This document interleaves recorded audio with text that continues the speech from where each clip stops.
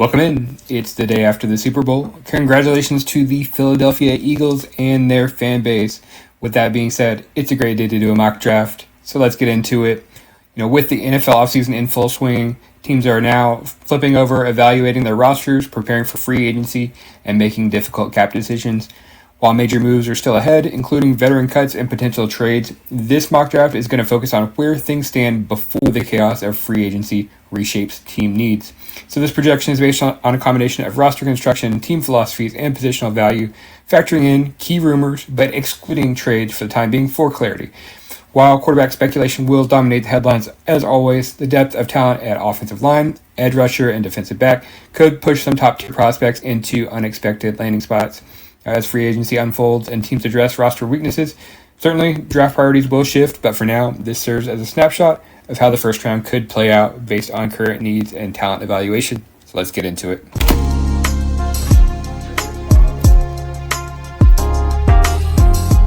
All right, and we are here on NFLDraftBuzz.com. I kind of like the simulator. It has some nice, pretty pictures I thought you guys would enjoy looking at. So without further ado, let's get into it. With the first overall pick, we've seen, the rumor mill flying, and I think NFL teams are not super impressed with this round of quarterbacks. So at this time, my guess is that perhaps Aaron Rodgers may be a Tennessee Titan. The Jets don't seem to want to bring him back. Apparently, he has a relationship with Chad Brinker, the Titans football czar, from their shared time together in Green Bay. And I heard that Aaron Rodgers has land near Tennessee, so who knows? But I think that they're more likely to go the veteran route. And in light of that, I have them going with Abdul Carter out of Penn State. Many people think he is the best overall prospect. I think that they need help in many places on this roster, but I think he would certainly help their pass rush out. He looked very dominant in the college football playoff despite playing injured. And I think he's a really tough physical football player, so will help their pass rush greatly. With the second overall pick, the Cleveland Browns are on the clock. Obviously, Deshaun Watson has not worked out very well for them, and they are in a woeful cap situation. So with that being said, I think they do have a lot more incentive to take a swing on quarterback. Here, Cam Ward is the number one guy on the board out of Miami. I think he's going to need to work on his ball security, but he is quite a playmaker, and I do like his chances more than Shedeur Sanders to potentially wind up being a good starter or franchise guy in this league. I think this is a big risk, certainly, to do at number 2, but I think with the situation that Cleveland is in, I don't think that they're ready to, for example, trade Myles Garrett. I don't think they view themselves as a rebuilding team, so I think they'll be looking for that quarterback to try to compete as soon as possible. So Cam Ward is the guy here in this situation. At number 3, the Giants are on the clock, and Shedeur Sanders went to, I think it was the Shrine Bowl, but didn't end up playing or practicing. The rumor was that the teams in the top 3 told him, asked him not to. So that would suggest that the Giants have quite a high grade on Shedeur Sanders. For that reason, he's going to be the pick. Obviously, Daniel Jones did not work out and has been released, and you need a quarterback. Could they go the veteran route? Yeah, I think so. But given what we've been hearing in the rumor mill, it seems like they like Shedeur Sanders and certainly need help at the position. So I have Shedeur Sanders going 3rd overall. Number 4, that puts the Patriots on the clock. So finally we have a team that doesn't need a quarterback, but you do need to support the quarterback that you have. I think they need a lot of help on the offensive line, but I don't think that there are any offensive linemen that you can justifiably take here. I think at the top of the draft, you need to focus on taking the best players on the board when it makes sense. Maybe they can address the offensive line in free agency. They do have a lot of cap space. So I would have them going with Travis Hunter. Now, certainly this is a little bit of a luxury pick in a sense because they did take Christian Gonzalez in the first round, and he's turned into a good player already for them. But with that being said, they need a lot of help at receiver. Maybe they play more at receiver. Maybe they just have one of the best young corner duos in the league. I like the idea of playing Travis Hunter, more as a part-time receiver and full-time corner. People talk about maybe putting him on the field in the red zone, third down. That makes sense. Those are high-leverage situations. I would wonder about kind of putting him out there when you're around midfield, when teams are in between the 40s. They tend to like to take those downfield shots off of play action. And so I think that would be a good part of the field to put him out there and really threaten the defense deep. Even if you just run the ball, I think he can help your offense by just playing maybe a dozen snaps a game. So Travis Hunter at number 4.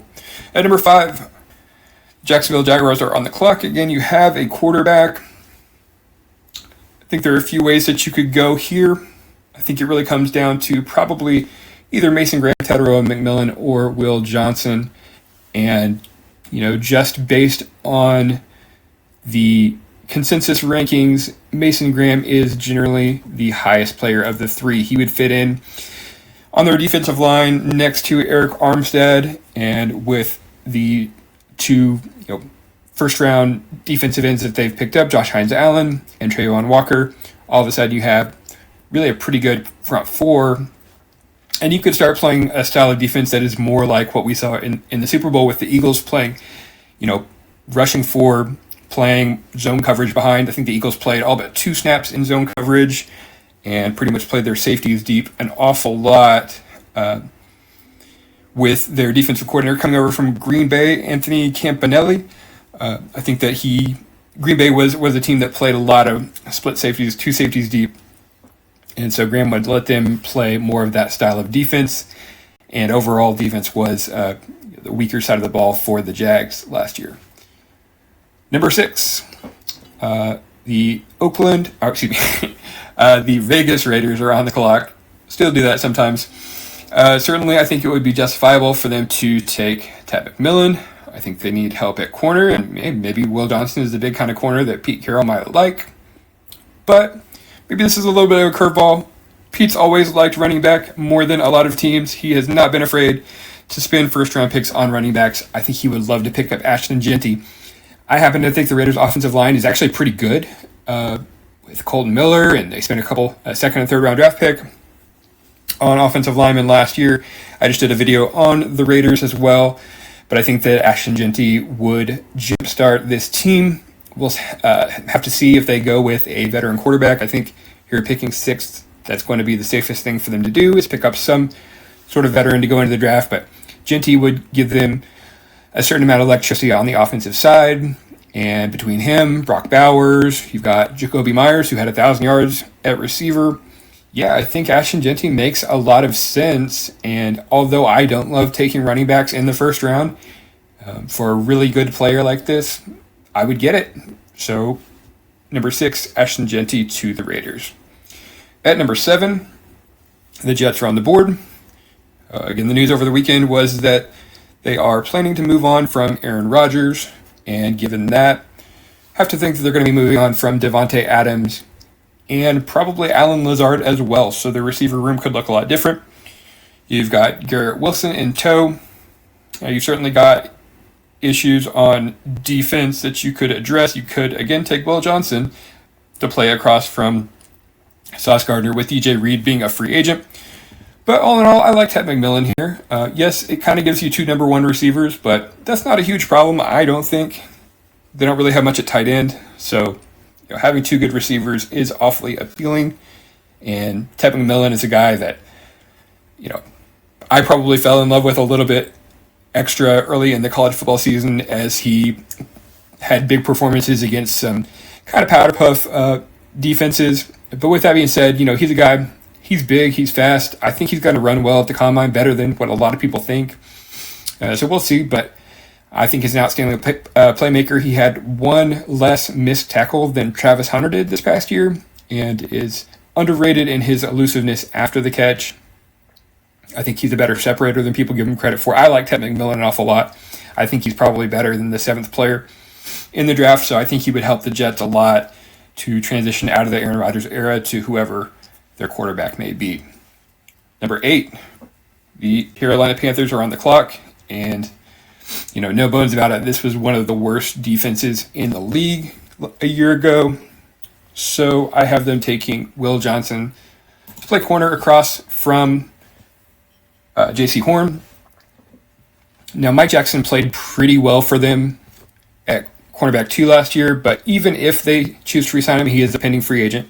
Even if they choose to re-sign him, I liked what Johnson did in the slot, and I think he would help cover, play run defense, and just overall be a big influence on their defense. I would love to get them a defensive lineman, but at this point, although this site has James Pierce Jr. at number 9, judging from the consensus board, I didn't feel like the value was there for me to go. I didn't want to force a defensive lineman to them. I think Johnson's a better player, so that's my pick at number 8. At number 9, that being said, the Saints are on the clock, and I'll be doing a video on the Saints here probably in the next week, in the next few days. Their cap situation is pretty interesting.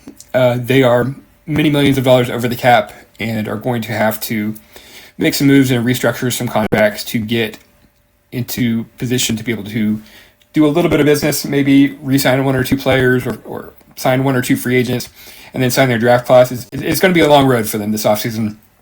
So with that being said, I felt like the Saints are not really going to be in position to just take the best player available. I did feel like they needed to draft for need a little bit more so.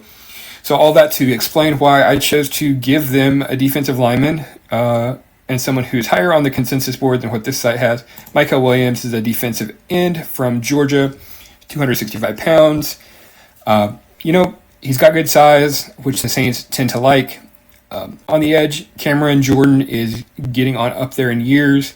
He could take a pay cut and be back. He could also certainly retire. Chase Young is a free agent. Isaiah Foskey hasn't worked out. So this is a big position of need. This, along with, I felt that corner was also another position of need. But I did decide to go ahead and give them Micah Williams to try to help their pass rush here. They don't have the luxury that Carolina does of potentially, addressing their defensive line in free agency just because of their cap situation that they have. All right, Chicago's on the board at 10. And, initially I had thought, maybe I would fight this narrative that, I know Caleb Williams was sacked more than any other quarterback in the league this year, which is not great for a rookie quarterback. You don't want to ruin him. But I wanted to fight this narrative because I feel like it's not what I feel like, it's just looking at the data, he held the ball also longer than anyone else. So he's got to get rid of the ball faster. That being said, the Bears have a lot of free agents on the offensive line as well. So circuitous way to say, I did go ahead and give them Will Campbell. This is a player who could have gone probably 4 or 5 picks higher potentially if the need lined up. The questions with Will Campbell are he has short arms. There are teams that think he won't be an offensive tackle because his arms are short, but I think his hands are really fast. I do think he'll be fine at offensive tackle if a team chooses to play him. And Chicago probably wouldn't right away.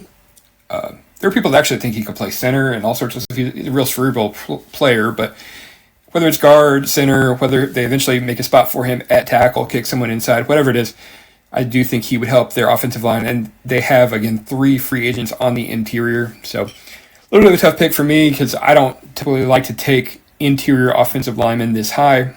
But Campbell is a little bit of a value pick here and just a tremendous need. And all in all, I felt like that would work out well here at 10. Now, at 11, the 49ers are on the clock.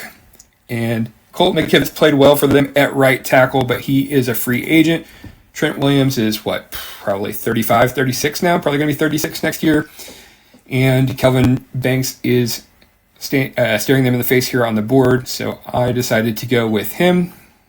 You're probably going to pay Brock Purdy a substantial contract pretty soon here. It's good to make sure that he has plenty of protection. I did look at, maybe defensive line. I didn't necessarily feel like the value was there still. I looked at receiver. But even if they do trade Deebo Samuel, which has been rumored recently, they still would have 3 guys that they like at that position between Pearsall. I'm drawing a blank now. The guy from Arizona State, and then the Tennessee guy. So anyway, I think the 49ers will be okay at receiver, even without taking one here. All right, Cowboys at 12. And here I did decide it was finally time to go ahead and snatch James Pierce Jr. off the board. DeMarcus Lawrence's contract is going to void, and so they need someone badly across from Micah Parsons. Receiver would make sense. Luther Burden, for example, this is getting into range for him, but I felt that Pierce was a little bit better of a player and a bigger need, so I went with Pierce Jr. for Dallas. All right, Miami at 13. They've got a couple of free agents at safety. A lot of needs on the offensive line, but a couple just went, so I didn't want to reach for like Josh Simmons or someone like that right here. Malachi Starks is quite a playmaker at safety, and someone that I think would help this defense quite a lot when both your starting safeties are free agents and the top player on the board is a safety. You go ahead and make that pick when value and need line up, so I think that would help the Dolphins quite a lot in that regard. Other than that, hopefully they can find a way to run the ball better this offseason. I think that's going to be one of their offseason needs that maybe they address in free agency or later in the draft. At 14, the Colts are on the board, and this is a pick that you're going to see in a lot of places. But Tyler Warren makes a lot of sense here to the Colts. He's a player teams are going to love. He is big, fast, blocks well, has great hands, really physical, just has a great football character, I think very competitive, and took snaps at Wildcat. So Tyler Warren from Penn State, I think, is going to be a very popular pick, one I've seen a lot of people make for the Colts, but just made too much sense for me not to take here. Atlanta at 15. So pass rush has been an issue.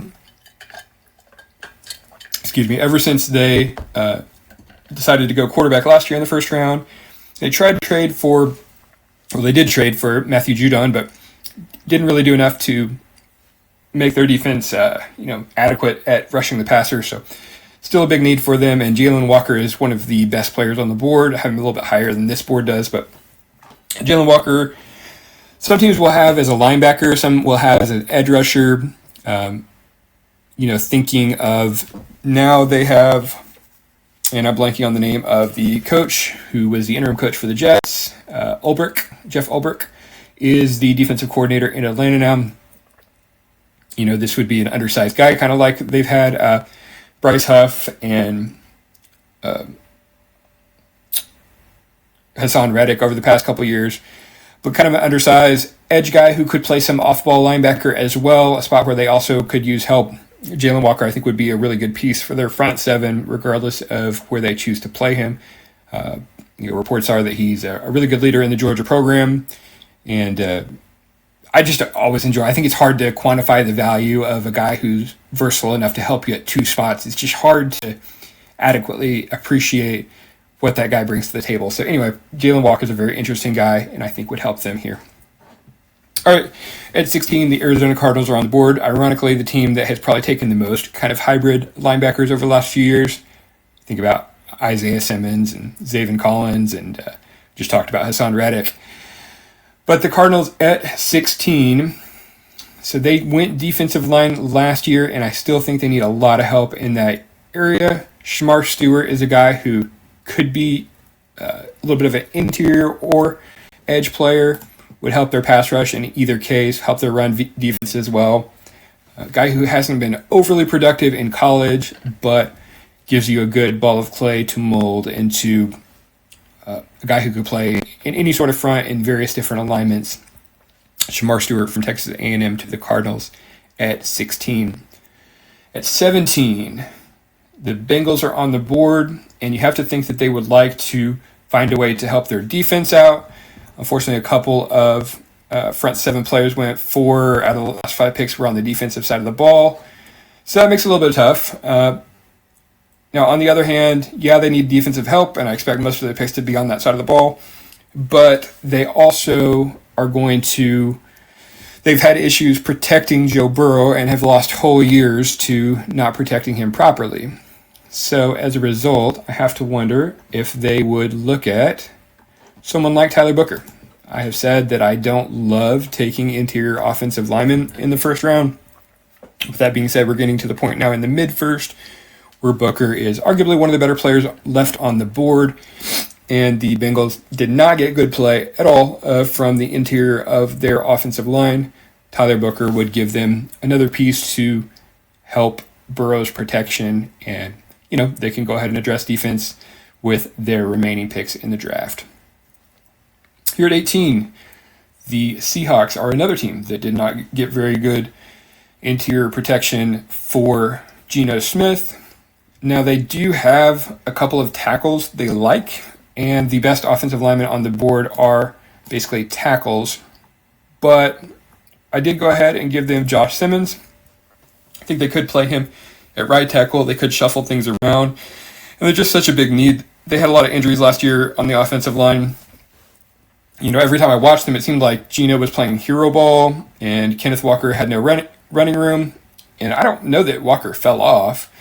None of their backs were able to be productive. So I think that addressing the offensive line can't be too awful wrong for them. They played pretty well on the defensive side of the ball. I did think about receiver because Tyler Lockett may retire or be a cap casualty, probably more likely to retire at his age. Noah Fant, they can move on from as well. Seahawks are in a little bit of a cap situation, but I don't think it's that bad. I think they can restructure or move money around or kind of remodel the roster in some ways that will be beneficial for them. So they can move on from Noah Fant, thought about tight end, but ultimately Josh Simmons addressing the offensive line from Ohio State. All right, Tampa at 19. This is a team that was pretty good defensively, but they did blitz an awful lot. If there's an edge rusher you like here or just a defensive lineman that you like here, I think you could consider that. But I also don't know that Todd Bowles cares. I don't know that he has a problem with blitzing a lot. I think that's just kind of how they like to do things, and obviously they were pretty successful with it. You look at the playoff game, and I think that they would like to get more out of the passing game. Now, they were without Chris Godwin, who is a free agent, by the way. And I thought about giving them a receiver here. There's been so much optimism in the media about the Bucs re-signing him that I said, who knows whether they will or they won't. But okay, fine. I'll go with a different position for them. I actually was surprised to see that tight end is listed as a need on here because Otten had 600 yards receiving.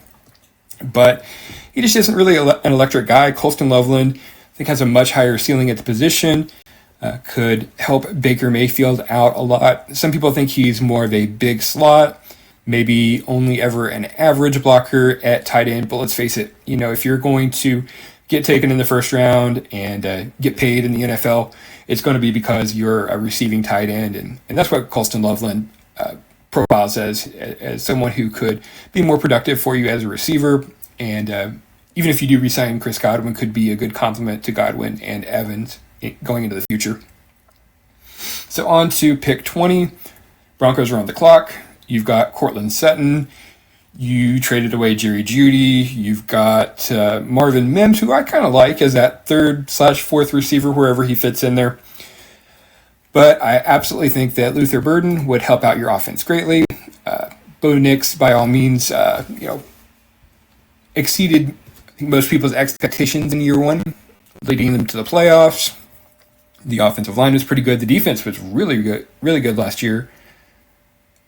And so I think addressing receiver, giving Bo Nix another receiver. I like the way the Burden matches up, pairs together with Cortland Sutton. Sutton's more the big-bodied X-type receiver, and Burden is more of the Z receiver, probably could play in the slot. I think he can threaten the defense at all 3 levels, but he's probably better with the ball in his hands, probably a little bit more average at the catch point, but really fearsome as a yak monster after the catch. So Burden at 20 to the Broncos, I think, would just add another level of playmaking and explosiveness to their offense. All right, Steelers at 21. And you've got questions at quarterback, but, here at 21, I don't think this is the time to address it. Maybe they re-sign one of the two free agents that they have. Maybe they pick a developmental guy later. But it's got their needs obviously listed here as tackle, linebacker, and receiver. That does make some sense to me. I didn't look at this site's needs before the draft, so I find my eyes, it's interesting to see what they have for these teams. Anyway, I did go ahead and go with a receiver, and I chose to go with Emeka Egbuka from Ohio State. He's been a guy that's been on a lot of people's radars for probably 2 or 3 years. He's been productive. Ohio State got the ball in his hands, even on an offense with Jeremiah Smith, and they've got a lot of talented playmakers, but Egbuka caught a lot of balls and was very productive for the national championship winning Buckeyes, and I think he'd be a good pickup here for the Steelers. Could play across from, obviously from George Pickens, and be a good help for whichever quarterback that they end up going with in 2025. All right, Chargers on the clock at 22. And I'd gone into this thinking, from kind of the studies I've done, their interior offensive line and their run blocking unit was really as low as it gets in the NFL. So it's something I think they would like to improve upon. But here, again, in the first round, just didn't feel like that was the right thing to do for them. On the other hand, Poona Ford quietly had a really elite season at defensive tackle.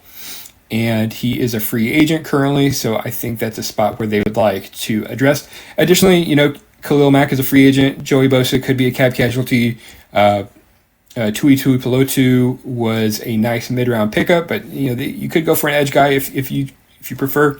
I went with Kenneth Grant, not because of the Michigan thing. I think that's overblown, but he's just a good big defensive tackle that's going to be a run stopper, and I think they're going to want to either re-sign Poona Ford or pick up some other guys this offseason that are going to help them stop the run, because right now, they currently have very little that they can rely on the defensive interior. All right, Green Bay Packers at 23, and again, there are several defensive linemen still here, and I decided to go ahead and go with Nick Scorton from Texas A&M by way of Purdue. Here he is. Big edge guy, like 6'4", 280. I think could play a little bit of 5 technique if you want to play some odd fronts.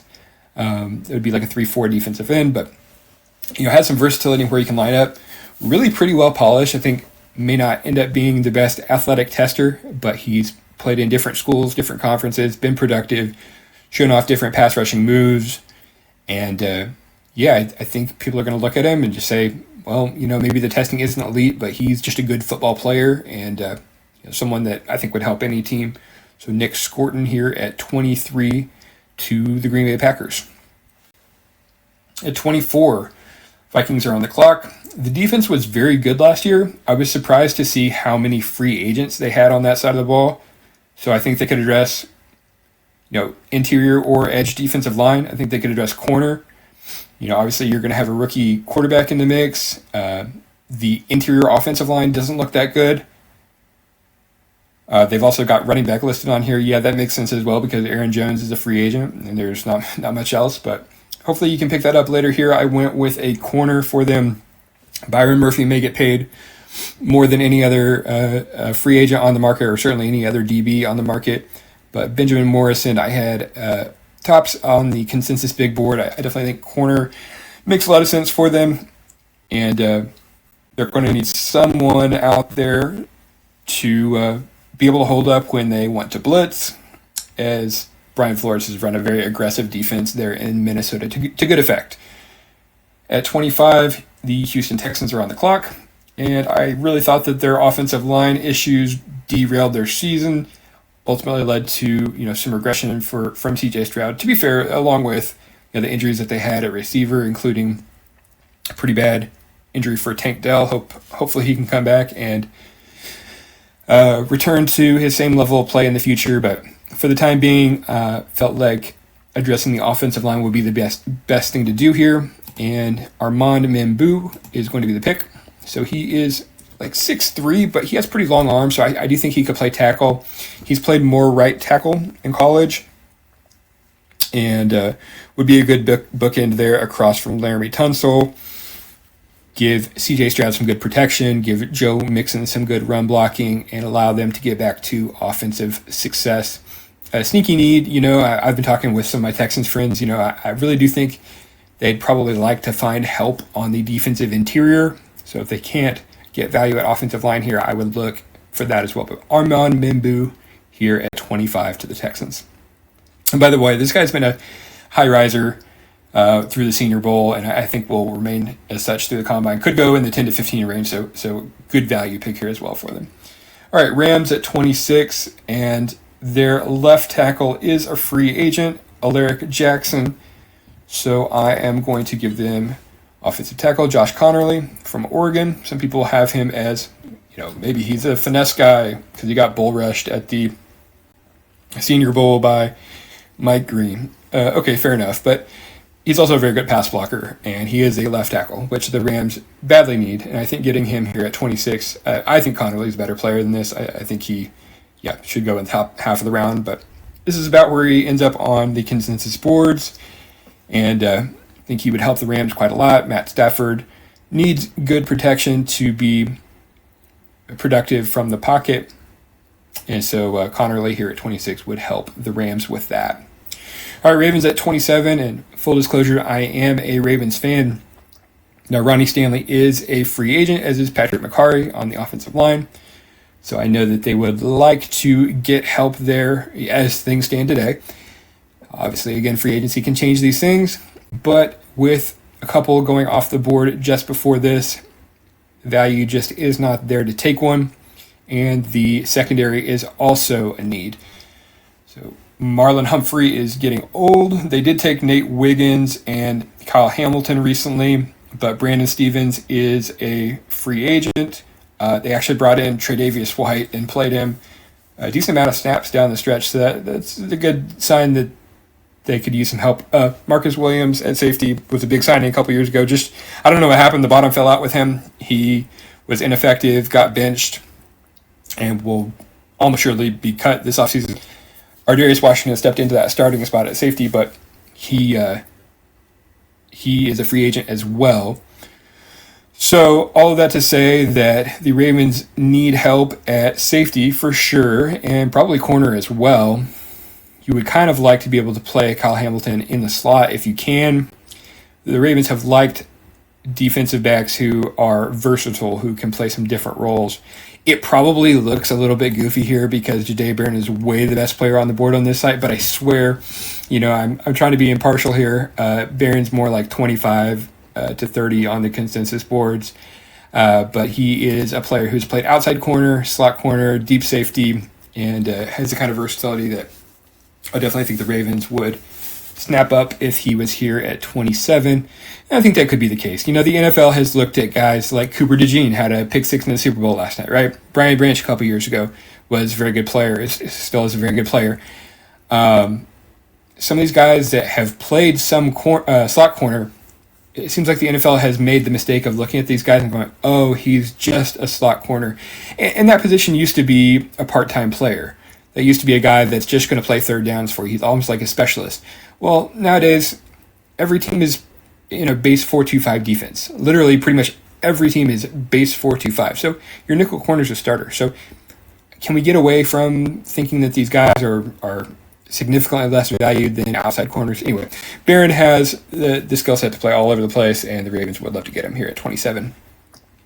At 28, the Detroit Lions are on the board. Obviously, had a lot of injuries along the defensive front. Now, a lot of those guys are going to come back, like Aiden Hutchinson and Zadarius Smith, but Zadarius Smith is entering a contract year, and so I still think that Mike Green would be a good pickup for them here. He would give them that third edge rusher. They're actually pretty good on the interior. I think they could go corner. That would be understandable here. If they like a corner, their offense is pretty well set as well. Yeah, good roster, so it's a little bit hard to find, but I think edge or corner would be the picks here. And I went with Mike Green, the edge from Marshall, a speed guy, small school guy who teams wanted to see him at the Senior Bowl, and he acquitted himself quite well. Looks like he'll be a good pro. So here at 28, I think he could go, 10 picks higher than this without any complaints from me. So Mike Green at 28 to the Lions. At 27, the Commanders are on the clock. So had a really good year. I wonder if it felt like their offensive line played better than certainly what I expected them to do. I wonder if the value was here, if they would look to go in that direction and still add to that unit. But with that being said, it is not. So I went ahead and gave them a corner. They traded for Marcus Lattimore from the Saints, and he did not play great for them, and he's getting on up there in years. Even if he was a good player for them, they would still need more help. So Savone Revel, whose name everyone seems to mispronounce. Savone Revel Jr. from East Carolina had an injury. He is a tall, kind of skinny corner, but he is very athletic. He's a very good cover guy. You could see, maybe the Commanders will be afraid of, the Emmanuel Forbes effect. But Revel is more of an off-coverage player, whereas Forbes was more of a press corner. So I think that they would probably be more comfortable with Savone Revel Jr. here. I think he'd be a good corner for them from East Carolina. So on to pick 30. The Buffalo Bills are on the clock. I thought about looking at receiver for them because they didn't get very good production from much of anyone. And then they also have Amari Cooper as a free agent, as well as Mac Hollins, who probably wouldn't be expensive to re-sign if they wanted to. But with that being said, they do have still 3 receivers that they like and a couple of tight ends, and they did a good job of just spreading the ball around last year. So I decided to look at their defense. I think they could go edge if they like someone here. I don't know that Von Miller will continue to play on the contract that he's on. Matt Milano's had a lot of injuries, so you could say linebacker. I don't think that the linebacker from Arkansas would be a good fit for them, Jahad Campbell. I'm not sure that he fits the amount of zone coverage that they like to run here. So I went ahead and went with Nick Emenwari, a safety from South Carolina. DeMar Hamlin is a free agent, and they did not get very good play out of Taylor Rapp. He didn't grade out that well. I think that they could use a playmaker like Emenwari. There are probably some questions about, is he at his best in more of a zone coverage scheme like this? But with that being said, when he's on, he is really a good playmaker who would help them out greatly on the back end of this defense. So Nick Emenwari from South Carolina at 30. All right, the Chiefs are on at 31, and literally everyone on the interior of their defense, apart from Chris Jones, is a free agent. So for that reason, I went ahead and gave them Walter Jones, defensive tackle out of Ole Miss, former 5-star prospect. I like the way he plays with good leverage against the run. I think as a pass rusher, he is not going to be the next Chris Jones, probably. I think he's probably not going to be that productive, but certainly has the traits to develop and be better than what he is. But yeah, just a good physical presence on the interior of the defense at a spot where they can use more help. So Walter Nolan at 31. And at 32, had a few different options I looked at here. The Eagles are losing Milton Williams probably in free agency on the interior, but on the edge, they are also probably going to lose Brandon Graham, if I had to guess, to retirement. He's like 35, I think. And Josh Sweat as well in free agency is probably going to get paid. And they might very well be the ones to pay him. I don't know. But he could probably get a big money deal elsewhere. So edge could very possibly be a need for them. And the highest edge on the consensus board is Jack Sawyer from Ohio State. I think he could step in day one for you and be an impact defensive end. And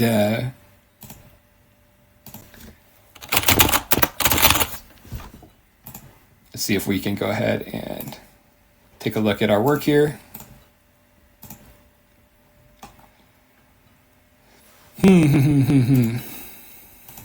All right, let's just scroll back up and do it this way.